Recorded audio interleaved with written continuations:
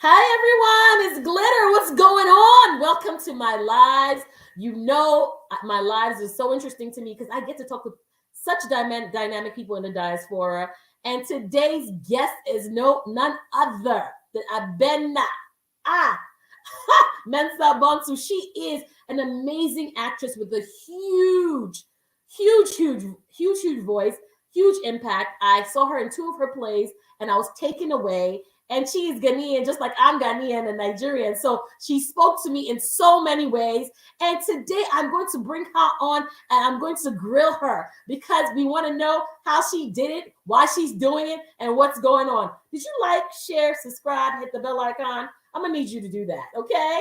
All righty then. Let me bring Abena on. Clap, clap. Hey, girl. Hey, girl. Hi, Abena. How are you doing? This is so great. I'm doing great. I'm feeling blessed, feeling good. How are you? I'm fine. You know, trying to stay away from the cold. It's freezing here in New York. Oh, yes. It's also freezing in Jersey where I'm at right now. Too cold. Too cold. So, Abena, tell me a little bit about yourself. Before we go into the questions, I just want to know more about you, what you want to share. Just a little. Okay. Sure. So as I mentioned, I'm in Jersey. I'm actually a Jersey girl, born and raised in Newark, New Jersey, Irvington. Kind of made my way out to Central Jersey with my family when I was younger. I'm of both Ghanaian and African-American descent. My father's from Ghana, and my mom was born here with roots in Alabama. And I started out as a vocalist, or, just like a really shy little girl who loved to sing because my mom had a singing career and definitely influenced me that way. Mm-hmm. And just by doing a lot of singing, getting involved in choirs and stuff, and then eventually got involved in drama. I actually never thought I'd be acting because I never thought I was good at it, or I never thought I could be interested in it because I didn't have this upbringing of acting since the age of 3, dancing since the age of 3. But as time went on, in early adulthood, it just became a passion of mine. So decided to pursue it, and through it, I've met so many wonderful people and lifelong friends who have now become family. And embarking on question, girl. With that, go ahead. You segued into. So tell us about your acting journey. You just said that you didn't think that you were going to be an actress, right? So yeah. How and what and how was it? Tell me all the little nicks and crannies about getting into it. Tell me about your acting journey. All right. So the tea is, and I'm going to be transparent here, it started junior year of high school. So I was about 16 or so. I think I mentioned. Oh, girl. I'm not even going to tell you how long ago that was then. Let me just keep my lips sealed. So yeah, I was about 16 and I was participating in all the choirs and everything. I had a crush on this guy in my choir, in my friend group. And the entire friend group was kind of oh yeah, we're going to do the musical. And I'm like, okay, well, if I can hang out with everybody, let me audition for the musical too.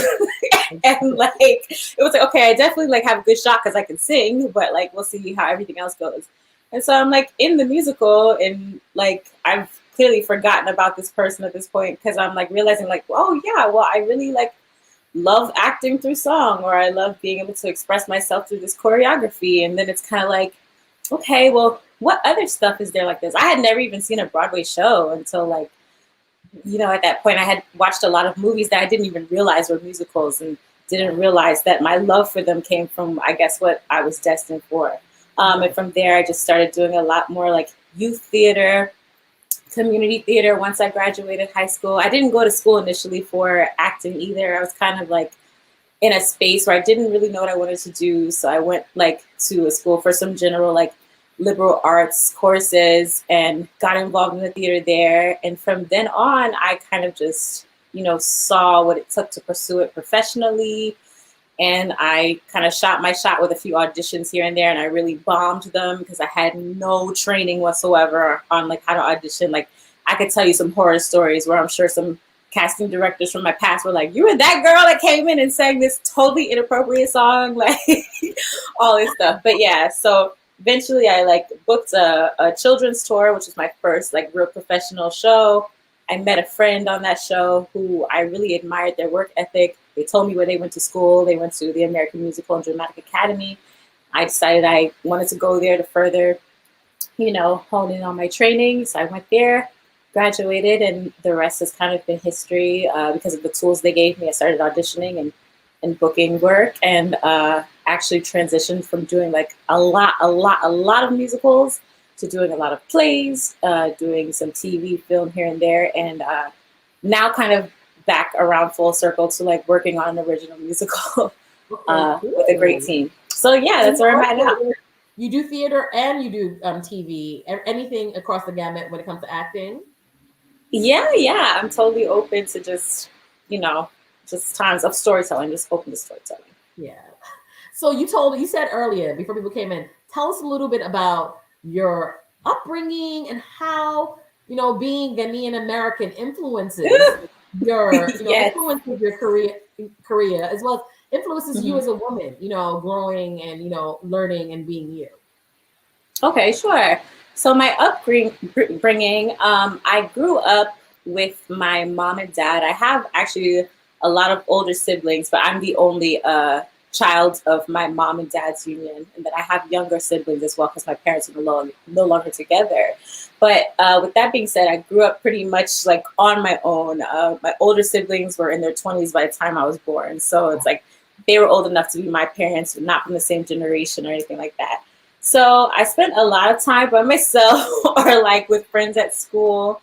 And I definitely had an interest in singing from my mom, and she really encouraged me to find my voice there.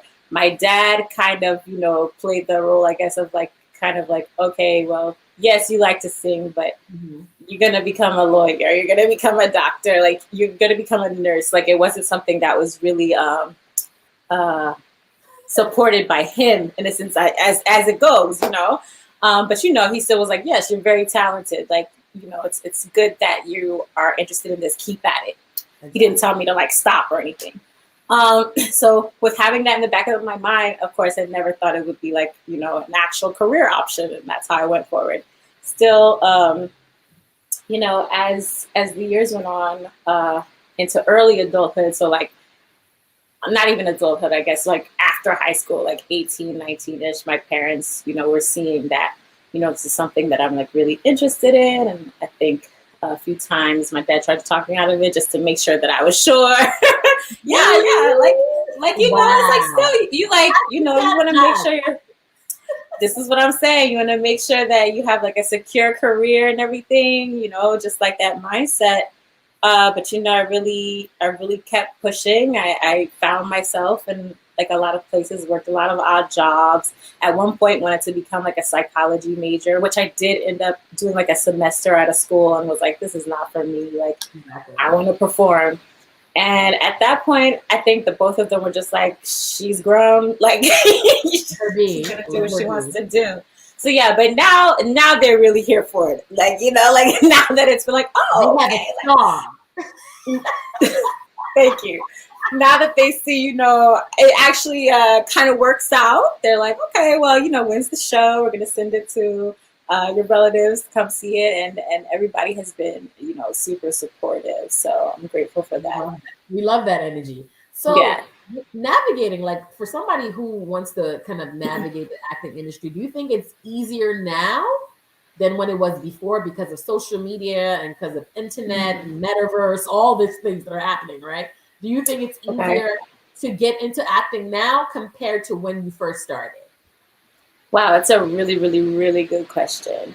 Because when I first started, social media was a thing. I wasn't really on a lot of it. I think I was on Instagram, but it definitely wasn't at the point it's at now where, you could use it to get a job. You could use it to be contacted by somebody who wants to book you. So you could see it, you could see people's work on there. I would say, I don't think I would use the term easier because it's still very, very hard. It's just always going to be difficult to do this and to break out into it. I would say it does provide more opportunity to have eyes on you, awareness of the projects that are going on, awareness of the people that are doing things that you like or that you want to be a part of. and more of an opportunity for you to put yourself out there. But as far as it being easier, I don't think this thing's ever going to be easy. It's just different. It's different from what it was before, but definitely not. That's easier. So, I guess the next question then is, okay, as a Black woman, right? And a size sexy. That's what I call. Hey, size sexy, right? What do you? Period. How do you think? Is it harder for a woman that is you know, African American or African and a plus size? You know what I'm saying? Or thickums, you know, to get into the industry? Do you have to jump a lot of ropes? This is like going to be a laid question. And I noticed that you're never put into like the love interest roles, but that's another. Maybe we'll get to that. Well, yeah, we'll get to that. We'll get to that. I'll break it up. But tell me how it is as those things that are mentioned for you in this navigating this industry. Oh, sis, you just named with every identity that you named, I just felt it getting harder each time. So yes, to answer generally, it is difficult. Just the fact that, you know, as a whole, I think the industry still has this like default view of like, you know, what an actor can be, what an actress is, now that we're even separating, you know, along the lines of different gender identities too. Exactly. And being a Black woman in the industry, absolutely, there's so much marginalization, and you know, it's another conversation to get into as far as skin tone as a Black woman, like navigating the colorism, and then being plus size as a Black woman adds even another layer. So absolutely, navigating it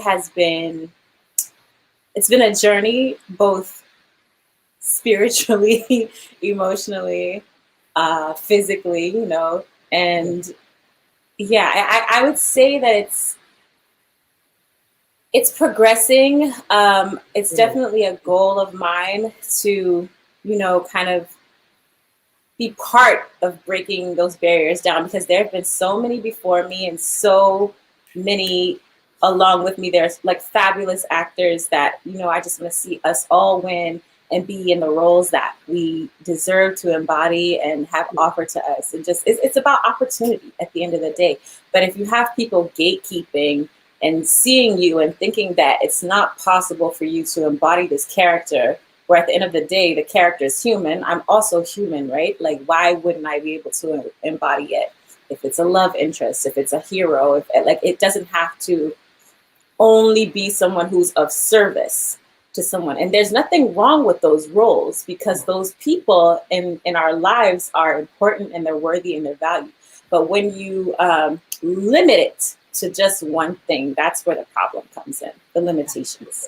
Yes, the friend. What are some of the roles that plus size Black women are put into? The auntie, the mother, the auntie, the nurse, the friend, you know, the one who you never learn her last name, you never see her family. Like, she's there to like be hypersexualized. She's there to like, you know, never as the love interest, but she's the one that's like, you know, saying all the like the sassy little quips, like the side chick, like.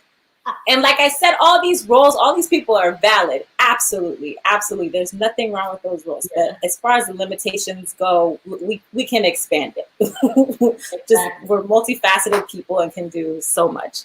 So why not? Yes. Thank you. That's a great answer for the question. So my next question is, talk about some of the projects you've been in. I already know some of them, but tell the world what some of your projects are, what some of your projects are, and what some of your favorite projects were. Okay, so we're starting from past up to like recently. Yeah. Okay, so in the past a few years, I've done like a lot of regional work, which thankfully has allowed me to see some beautiful places. I worked at a theater in Ashland, Oregon, which I don't think I ever would have gone to Oregon if I didn't do it. So just the landscape there was gorgeous. I've done some cruise ship work that allowed me to, you know, see a lot of the eastern and western itinerary of the Caribbean, and to like live on the ocean for like 6 months, which was wild. And then coming back from there, you know, I've done some work in Texas. I did a play written by Jocelyn Theo, who is one of my favorite playwrights, and such a good human being and a good friend. It's called Schoolgirls of the African Mean Girls play. It was off Broadway, premiered at MCC Theater in the year 2017. And at the same time as that, I was actually, or right before that, I was working on a project in Connecticut, and kind of simultaneously I had done an episode of Orange is the New Black, and then was just waiting for it to be released the year later. And of course, me with my like anxiety about stuff, I was like, okay, I filmed this whole episode, but what if they don't like what I do? And by the time it comes out, I'm just like removed from the episode, which was absolutely ridiculous. But yeah, so then after that, Schoolgirls came back. It was remounted. I've done some work on Comedy Central, some more Netflix work. Over the summer, I was part of the reopening of theater after the COVID shutdown with a production of Merry Wives at Shakespeare in the Park, which was the park, right?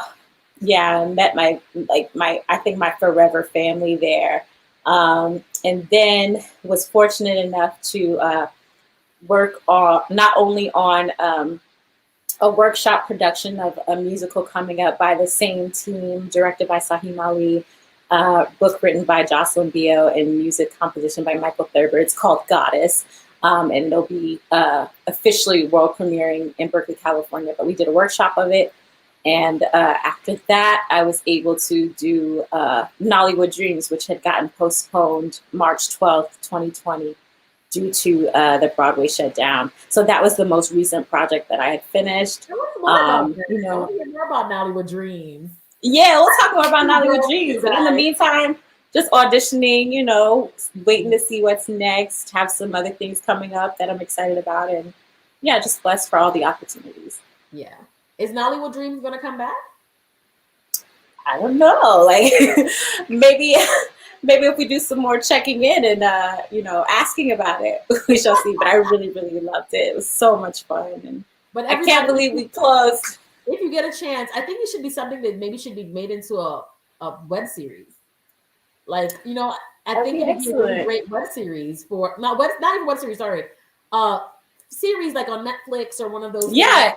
Yeah. In that sense, so that you can really, because it was basically different days, different times. So I think it could be something that could be flushed out and even more richness can be added, right?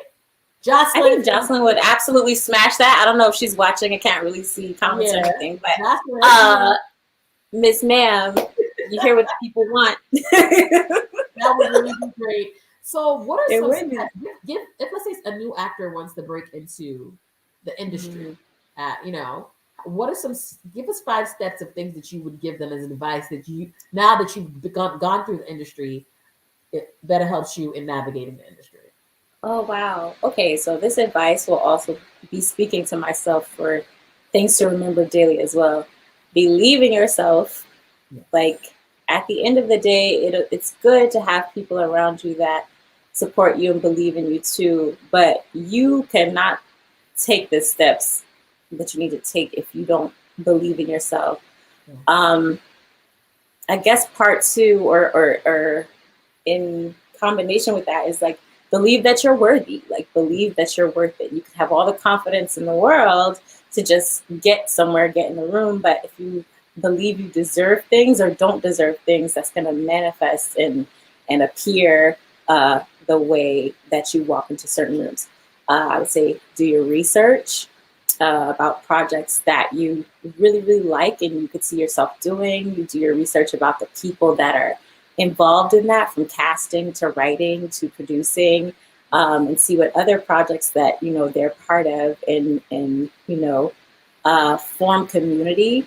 You're going to go on this journey with a lot of like-minded people, and it's not a competition between any of you. It's like you're all just trying to create and exist as creators, and there's room for every single person. I'm probably about to go over 5, but also rest. Like, listen to yourself, honor yourself and your body, and rest. We are not machines. I know that there can be a scarcity mindset of like, well, if I don't do it, somebody else is going to do it. You know, I have to always be on. Like, you cannot pour from an empty cup. fill yourself up first and make sure that you're able to be the best you can be. And I guess this is the fifth one. I wasn't counting. Ask for help. Ask for help, regardless of how you think it's going to make you look. It won't make you look weak. It's just going to make you smarter at the end of the day. And again, with the aspect of community that I mentioned before, it's just going to build your community to ask for help and be available to help others as well. Absolutely. You're absolutely right. So let's have some fun. Oh, nervous. Let's have some fun. Let me get my tea. I have to say this. Let you sip it. Sip your tea. Sip your tea. I really loved your last comment about don't be afraid to ask for help. You know, because sometimes we just sit in our silo and like, you know what, I'm just gonna. Yeah. Remember that. Don't forget to ask for help and rest. Like me being such a, I mean, sometimes you can't tell, but I am an introvert, and then having been raised as an only child, I'm used to being by myself a lot and doing things by myself. Yeah. And then there's that constant reminder of like, no, you can't do it by yourself. So yes, absolutely ask for help. Absolutely. So what is your guilty pleasure, Miss Abena? Oh my goodness. You don't be all, I love teddy bears and I want you to get out there. I love pillows. Hey, where is there guilt if there's pleasure? Huh? What is a guilty pleasure exactly? I need examples because everything I love it out loud.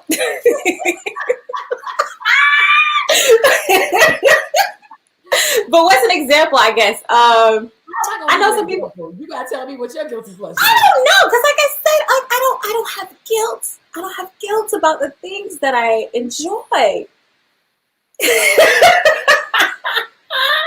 I'm truly trying to think. All right, so I guess, hey,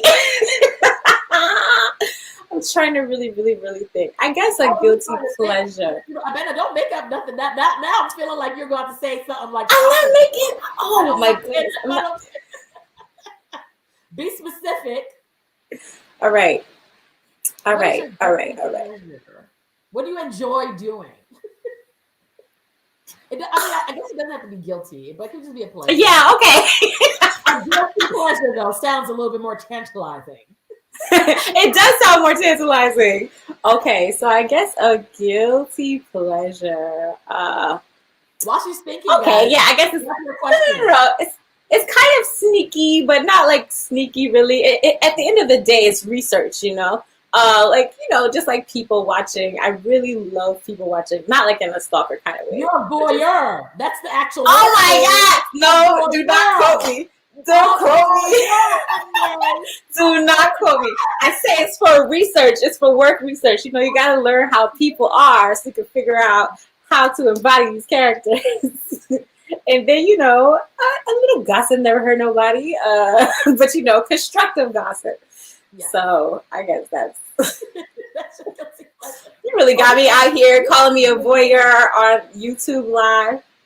You're a voyeur, and we're gonna dig in, okay? Oh wow! What are you? I'm single, sweating. Married or searching? Hey, yeah. Let me see your ring finger. What was the last question? What was the last? Oh, this is my right hand, dear. This old navy ring.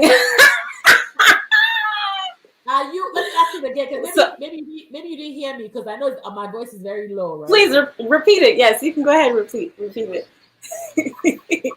Are you single? Okay. Married or searching? Ah, those are very specific questions. So I'm not married. I am single. And I think Rihanna said it best when it's like, you know, searching for what? Searching for who? Like, am I being searched? Oh, is the question. Oh, you got me out here like this. Am I being? What's that? What was the Oprah interview where she's like, "Were you silent or were you silenced?" For Meghan and Harry. I love it. Okay. But yeah, your girl's single. Are you single or are you single-ish? Why are you asking me? Oh, Aisha, do not. Don't come for your neck. If I am filling out a form, I'm checking off single on any W-2s, W-4s, anything. So that is my answer. I am single. We have a comment here. I like how the way Ghanaian actors are natural in their outlook. No unnecessary surgeries. Keep it up. Thank you. Appreciate it. So somebody said I'm nosy. Continue. I wish is there. I wish I could see the comments, or will they stay up after so I can see who said what? Okay, great. So if you weren't acting, what would be another career that you would, go into? Like a dream. Right, get ready. Mm-hmm. Get ready. I think I would have really loved to have been like a chemist, like a scientist. Hey, chemistry. Yeah. Yeah. When I was younger, so full disclosure, I'm like allergic to like mosquito bites. Like I get really bad welts. They itch. Even if I don't like itch them, they just like blow up. So it's been happening since I was younger up to now. And I guess one time when I was around like 7 or 8 or so, I got really, perturbed with it. I decided to like make this mixture that I thought was gonna like heal it. It was so ridiculous. It was like a mixture of like water, like lotion to like moisturize it, and then I put some soap and like like calamine lotion. Like I mixed it together, I put it on my leg. And I was just like walking around the house with it. And my mom like, no, she's like, what is on your leg? And I was like, oh, I made this thing to help the bug bite. She's like, you need to wash your leg immediately because that's probably going to make it worse. And like, so ever since then, I've just been interested in like formulas and things.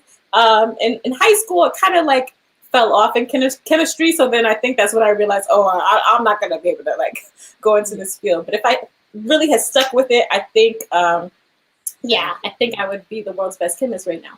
Oh, that's cool. We have a question from AJ Mohammed.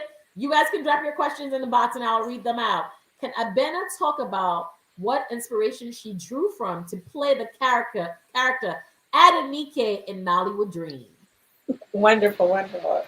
Okay, so I definitely drew obviously from the Queen Oprah and all of her legendary, gifts, personality, but even more deeply so. We were talking about this earlier. I definitely drew from people in my life, from family, from aunties on my Ghanaian side, and also aunties on my African-American side who are just grand and fabulous and who I've just admired my whole life, and just kind of like mixed it all together like a chemist. And and from there, Adenike was born. I will say also, with this iteration of Nollywood Dreams, the second time around, I really wanted Adenike to just like really go for it and stand out. I think the first time around with the rehearsals, I wanted to be very professional and like put together and like, and that part was still there, but it was like, you know what, why not go for it? We were shut down once, we're back now, so go full throttle. So yeah, but that was a good question. And you went big, and she had some really wonderful costumes. You want to talk about who the costume designer was? Like her outfits were off the chain. She was the best dressed person in that show. Hey, the costumes were all designed by the wonderful Dede Aite, who is also a Ghanaian woman. She's a fantastic costume designer and wonderful human being whose work can be seen on Broadway, off Broadway, and TV film, and so I'll just sing her praises all the time. She also designed for schoolgirls and married wives. Yeah. And how was it? So now that AJ brought that up, how was it playing the character in Schoolgirls that was that atypical what we go through as we're growing up? Mm-hmm. Tell us a little bit about that character. She was really, really good too as well. So tell us a little bit more about that character in Schoolgirls. Yeah, her name is Nana, and I love her. I think the first time I read the character description to try and figure out what I wanted to audition for in the role, I was like, this is me at like, elementary school age. This is me before I really figured out who I was. And I just deeply connected with it. So she's definitely a girl with a lot of dreams, a lot of hopes.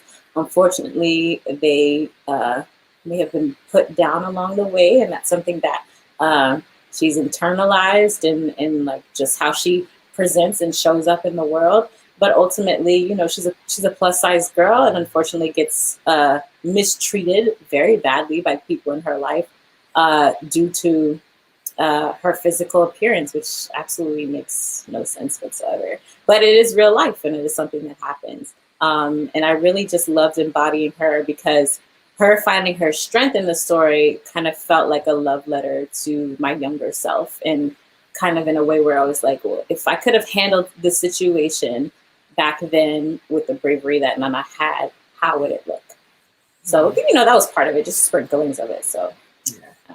So as an actor, do you do act, like when you were starting in the game, did you take up acting classes, or did you just do it off cuff? Like, how did you learn, like learning your lines? That's like, sometimes your lines are so like, yeah, they're daunting, right? It's yes, like a chemistry exam.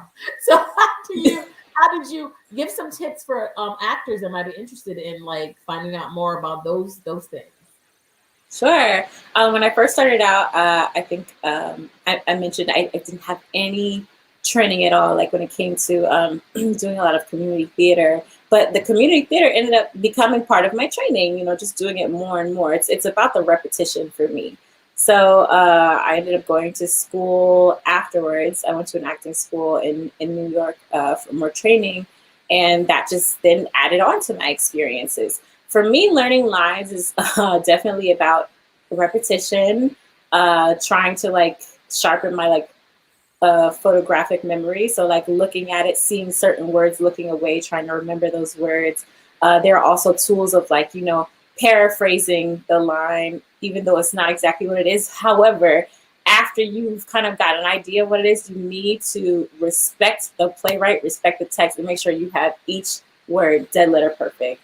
Like that is somebody's offspring, that's somebody's baby. You need to respect that work by making sure you're not adding words, you're not taking words out. Like, yes.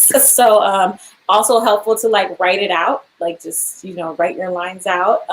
Yeah, those are all the things that have helped me. I know a lot of people have like different tools. They'll like record the lines and listen to them back. They read with other people. So I like to try and do that too. It's repetition. Repetition. Yeah. Repetition. And how many, like, so for how many rehearsals do you have before a show comes? Because you've done Broadway, which is a little bit more painstaking. How many rehearsals do you think it takes to get into that tip top to do the show? And you have to do sometimes 2 or 3 shows a night, depending, I guess, on the night. 2 or 2 shows a night, maybe, right? Right. Yeah. So I haven't done Broadway yet, but you know what? I claim it with you that it's coming.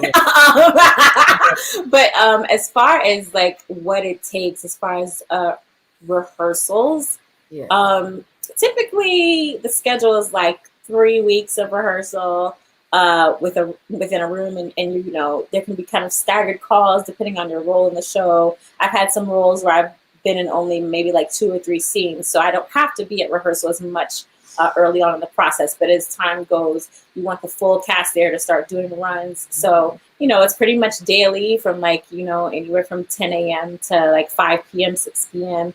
And then when, of course, when Tech Week starts, when all of the elements start getting added in as far as costumes, lighting, blocking the set, you know, that's an everyday process except for your day off.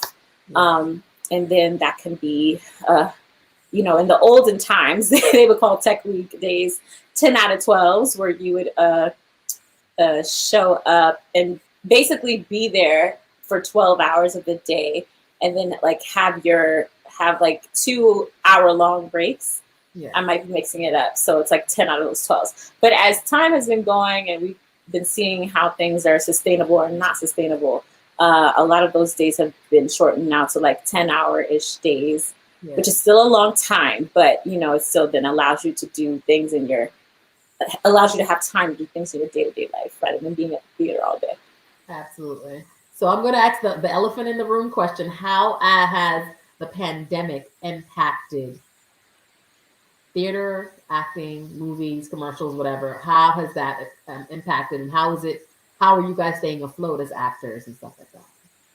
The pandemic has flipped our industry on its head, truly. Wow. Mm-hmm. Theater is, and storytelling is about gathering.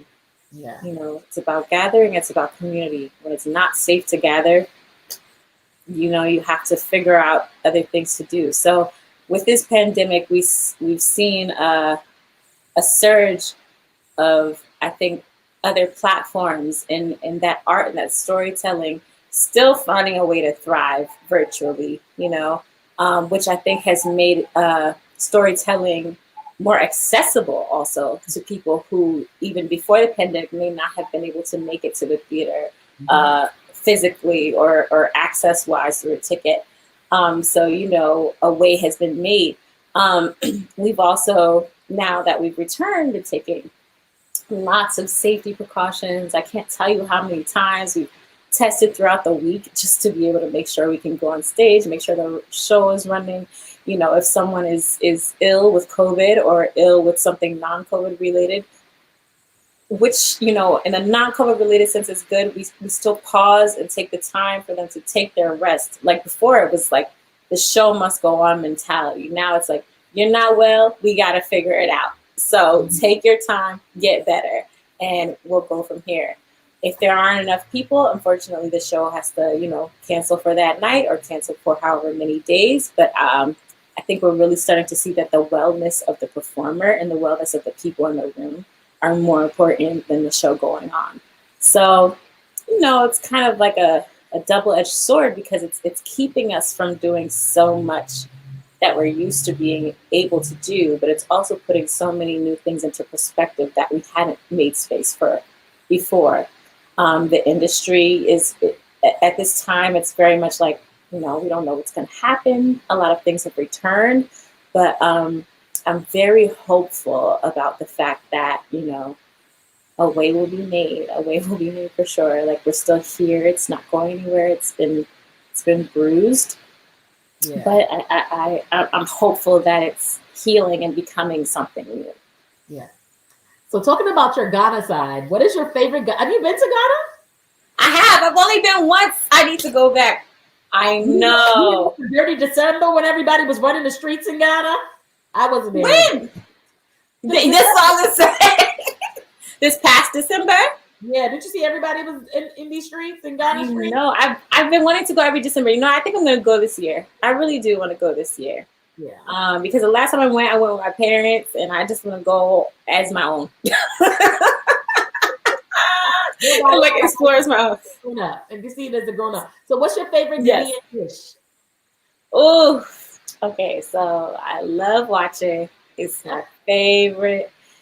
I don't know what side do you choose? Because you know we love the jollof. Why I knew you was gonna bring that up.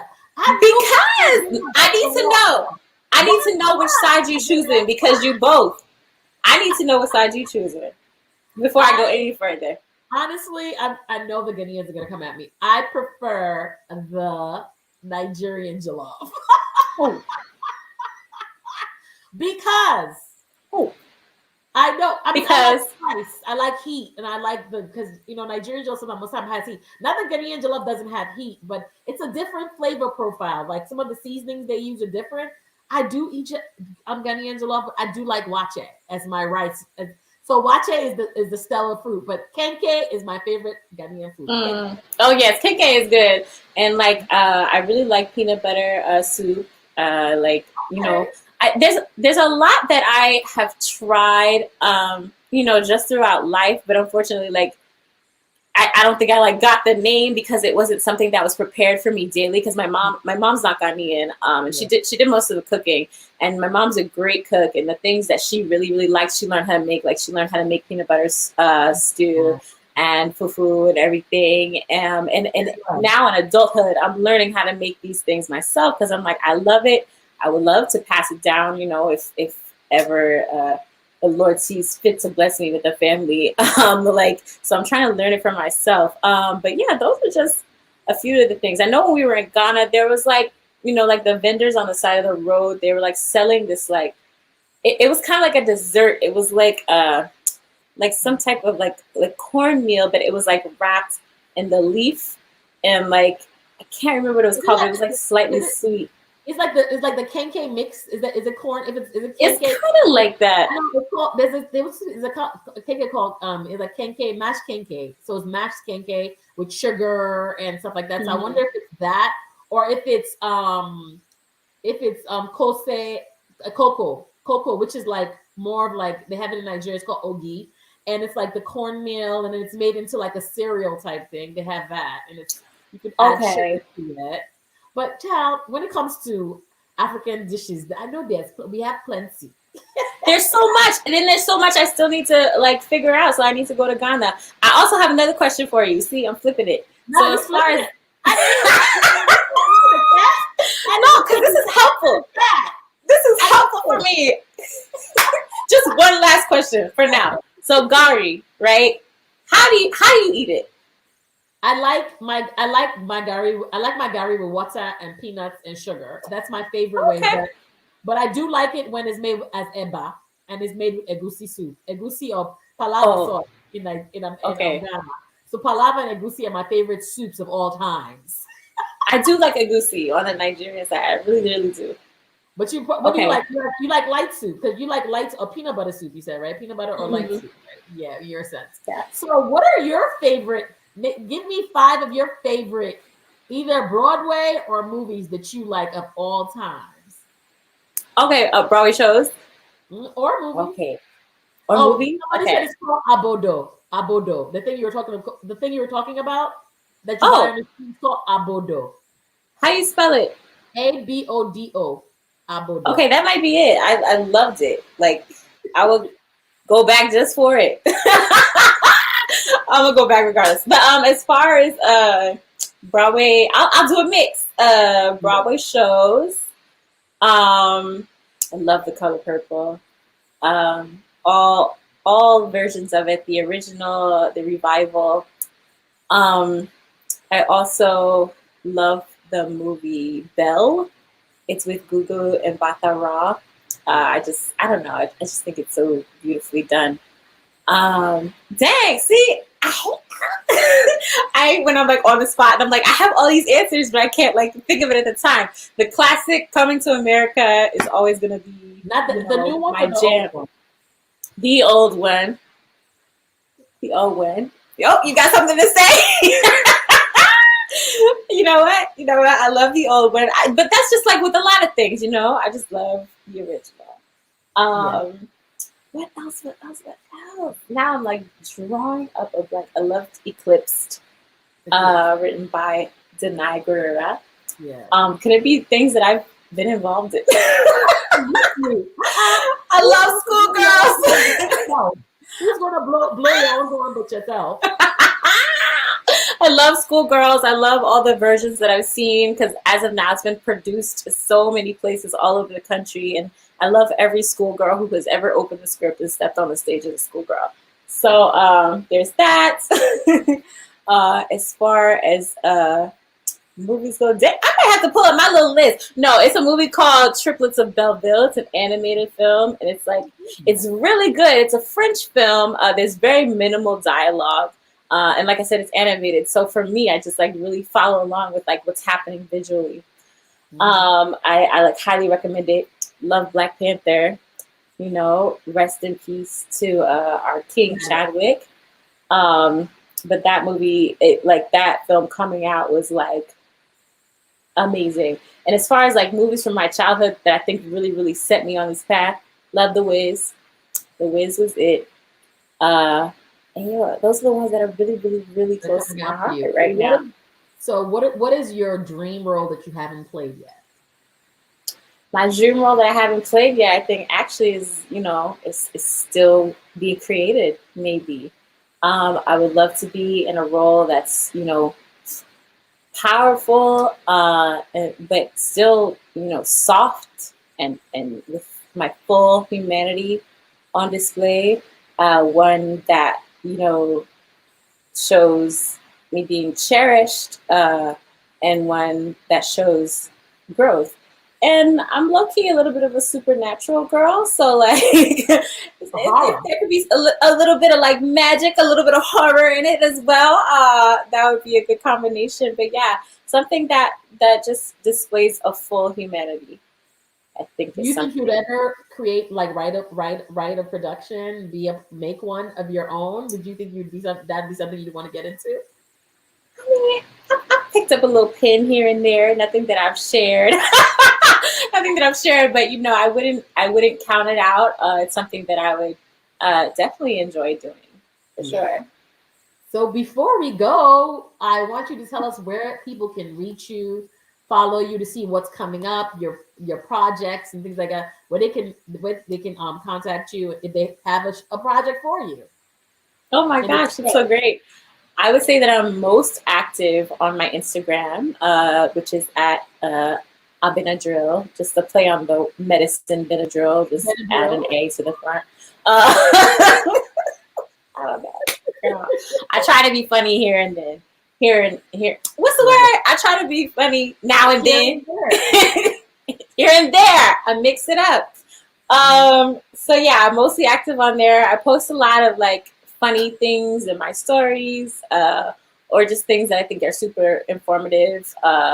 So yeah, I'm pretty much active on there a lot. I'm in my messages a lot for the, you know, there have been people who have been kind enough to reach out after, you know, seeing performances, and I'm always happy to hear from folks, happy to answer questions. And yeah, I think it's just like a good platform, and it's where I was able to be introduced to you, which I'm so grateful for.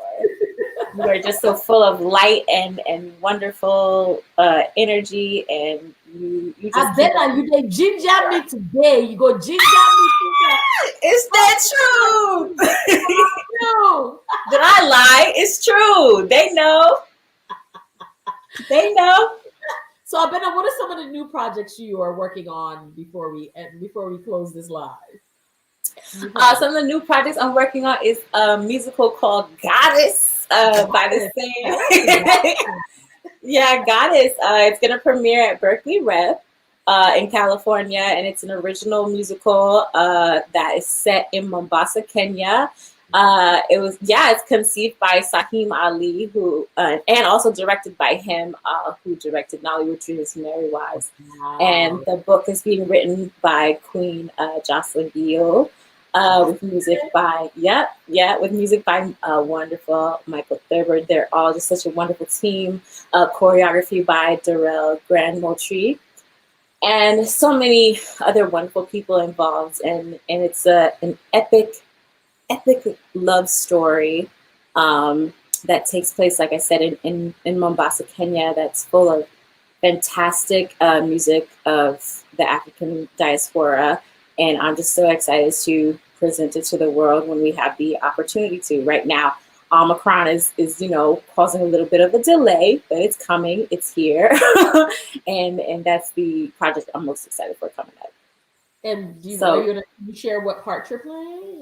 Yeah, I'm playing the part of a lovely woman bartender named Rashida, who is just, you know, it takes place in a nightclub, like the hottest nightclub in town. That sounds like this is what I'm saying. Y'all need to run up them tickets as soon as like they're there. So yeah, I'm a bartender at that hot spot, getting them tips, you know, shaking them drinks, slinging them drinks. And you know, just like being fabulous with all the fabulous people that are in my cast. Like, you wait till you hear the voices that are in this show, because like I said, I haven't worked on a musical in a long time, but you know, the talents that's in the show and the music by Michael Thurber is just a smash. So I'm just so excited for when we'll be able to, you know, give that to the world fully. Oh, okay. I'm excited about that. I'm excited. That sounds like a really exciting play. So till Omarion leaves, Omarion leaves, then it's gonna start, or do you guys kind of like have a tentative date that it might be starting? It's gonna start, you know, as soon as everything kind of mellows out. Okay. You know, things will be announced soon. That, you know, I don't want to go ahead and go forward and announce yet, just because it's not, exactly. You know, it's not my place to do so. But as soon as it's the safest time for it to happen, that's when we're gonna go ahead and go for it. You're gonna be singing in it too? Yeah, I'm gonna be singing in it too. She got a voice, y'all. She be singing, don't think she can't sing. She's an all-around actress. Girl, I try. Everything underneath the thing. So, Abena, before we shut it down, leave me with one or two. Somebody said, let me see. Betty said, Mombasa is an ideal setting. The beaches, ambience, food, water sports. Are they gonna have water? Mombasa. Listen, who knows? Who knows? We have Arnulfo Maldonado as our set designer, and he's a genius. So maybe he might put something in there. But low key, I think a few of us want to visit Mombasa just to like see what it's like beforehand. So now you know what access Africa. So I'll send that to you in your Instagram whenever you're ready to book. Perfect. You do it all. I'm here for it.